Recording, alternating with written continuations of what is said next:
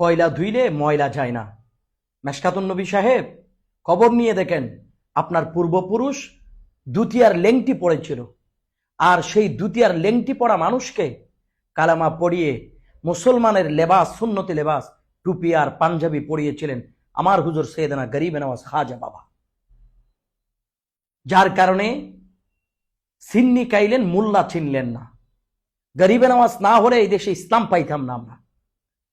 আপনার দারুল উলুম দেওবন্দ মাদ্রাসা হয়নি, তার আগে গরিবে নওয়াজ এসে ইসলামের দাওয়াত দিয়েছিল।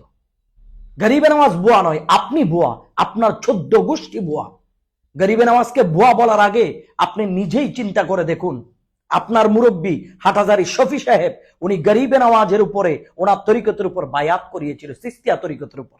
তা খাজা বাবা যদি বুয়া হয়, তাহলে আপনি বুয়া, আপনার পূর্বপুরুষ বুয়া, আপনার আকাবেরগণ বুয়া। এবার চিন্তা করে দেখুন, বুয়া কে, হুজুর গরিবে নওয়াজ নাকি আপনি? এই জন্য বললাম, ময়লা ধুলে কয়লা যায় না।